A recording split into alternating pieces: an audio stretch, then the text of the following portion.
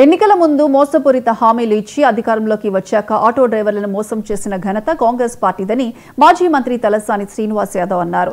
చేతగాని హామీలు ఎవరు ఇవ్వమన్నారని ప్రశ్నించారు. ఏడాదికి 12,000 ఇస్తామన్నారని 2 ఏళ్లు అయినా ఒక్క రూపాయి కూడా ఇవ్వలేదని మండిపడ్డారు. ఆటో డ్రైవర్ల సమస్యల పరిష్కారం కోసం 1,00,000 ఆటోలతో ఆందోళన చేపడతామని హెచ్చరించారు.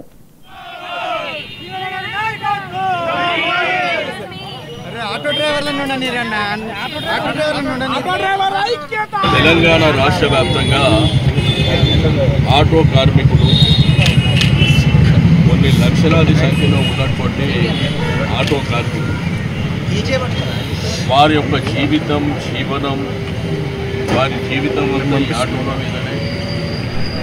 వాళ్ళు ఆటో నడిపించుకుంటే తప్ప కుటుంబాన్ని పోషించే పరిస్థితి లేదు.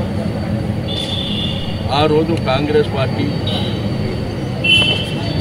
మరి మేనిఫెస్టో డిక్లేర్ చేసినప్పుడు 12,000 రూపాయలు సంవత్సరానికి ఇస్తామని చెప్పి మోసపూరితమైనటువంటి హామీ ఇచ్చి ఈరోజు వాళ్ళని పట్టించుకునేటువంటి దాఖలాలు లేవు.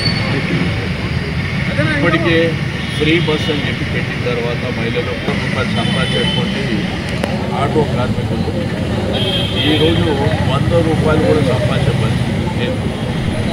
వాళ్ళ కుటుంబం ఉన్నది, కుటుంబం నడవాలి, కిరాయి ఇళ్ళల్లో కిరాయిలు కట్టాలి, పిల్లల్ని చదివియాలి, రకరకాల ఏమైనా హెల్త్ పరమైనటువంటి ఇబ్బందులు ఉంటే ఆ సమస్యలు కూడా ఉన్నాయి. ఆ రోజు మోసపూరితమైనటువంటి హామీలు